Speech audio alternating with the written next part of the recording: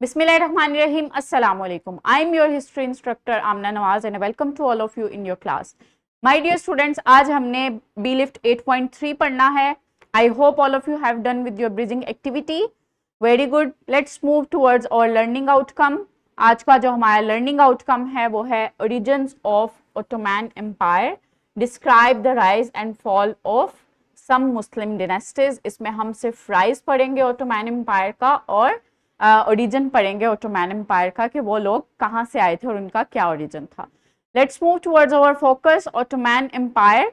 Ottoman Empire जो थी वो जो ये ओटोमैन एम्पायर के जो लोग थे वो सल्जूक तुर्क्स थे और वो सेंट्रल एशिया से आए थे और उन्होंने 11वीं सदी में अपनी डायनेस्टी का आगाज किया था. आगाज कैसे हुआ था? उन्होंने सल्जूक एम्पायर के खात्मे के बाद जो है जो मंगोलों ने उनका सल्जूक डायनेस्टी का खात्मा किया था उसके बाद जो है अपनी डायनेस्टी का आगाज किया था और उस्मान वन जो था उसने ओटोमैन एम्पायर का आगाज किया था. इसके बाद जो है उन्होंने अपनी स्ट्रेटेजिकल मिलिट्री ऑर्गेनाइजेशन की मदद से इस सल्तनत को एक्सपेंड किया था और ये सल्तनत 3 कॉन्टिनेंट्स में इतनी बड़ी सल्तनत बनाई थी कि वो 3 कॉन्टिनेंट्स पे इन्होंने हुकूमत की थी. और वो किस तरह से की थी? औरहान और मुराद वन जो थे रूलर, इन्होंने बाज़ंतीन लैंड्स को कैप्चर करना शुरू किया था अपनी मिलिट्री स्ट्रेटेजिक पावर्स की वजह से. ये उस बाज़ंतीन एम्पायर है कंप्लीटली. और 13वीं सदी में जो बाज़ंतीन एम्पायर थी उनका रूल इन इलाकों पे था और कॉन्स्टेंटिनोपल जो था वो बहुत खास एरिया था बाज़ंतीन एम्पायर का. सुल्तान महमद II जो थे उन्होंने कॉन्स्टेंटिनोपल को कंक्योर किया था और वहां पे अपनी पावर जमाई थी. और उन्होंने ऐसा क्यों किया था? क्योंकि उस वक्त ओटोमैन एम्पायर जो था वो यूरोप और एशिया में अपनी पावर जमाए हुए था. तो ये कॉन्स्टेंटिनोपल जो था वो इनके दरमियान एक ऑब्स्टेकल था, एक रुकावट था एशिया और यूरोप के दरमियान. तो वो इस रुकावट को खत्म करना चाहते थे.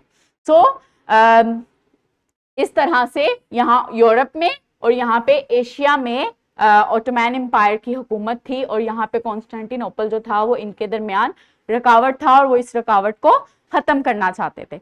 उन्होंने बहुत ही स्ट्रेटजीज अपनाते हुए कॉन्स्टेंटिनोपल को कंक्योर किया था. ये उस वक्त का नक्शा है जो उन्होंने जिस तरह से कॉन्स्टेंटिनोपल का को कंक्योर किया था. यहाँ पे उन्होंने अपनी ऑफेंसिव और डिफेंसिव जो लश्कर थे वो बिठाए थे.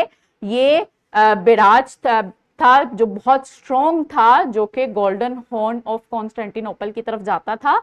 अब जो महमद II था उसने अपने लश्कर जो उसकी नेवल टीम थी उसने इस ब्राज को क्रॉस करने की बजाय उसने लैंड से टेक ओवर किया और वहां से गोल्डन हॉर्न की तरफ चले गए. उन्होंने कॉन्स्टेंटिनोपल को कंक्योर कर लिया और इस तरह से जो उन्होंने ऑब्स्टेकल था Constantinople in Asia and Europe उसको खत्म कर दिया और तीनों जो कॉन्टिनेंट थे उस पे अपनी पावर जमा ली. The next one ruler is Suleiman जो थे वो बहुत मैग्निफिशिएंट, बहुत पावरफुल रूलर थे. वो क्यों? क्योंकि उन्होंने अपनी एब्सोल्यूट रूल कायम किया हुआ था और उनकी मिलिट्री पावर जो थी वो पीक पे थी. इसके अलावा उन्होंने एम्पायर को एक्सपेंड किया था towards Europe, Asia and Africa. इस तरह से उनकी जो रूल था वो बहुत मैग्निफिशिएंट था और उन्होंने ग्लोबली जो है वो ओटोमैन एम्पायर को रूल किया था. And my dear students, next one is your formative check and the next one is your classwork and your thrive that you have to do on your practice book. I hope all of you have done well. We will meet in our next session inshallah. Allah Hafiz.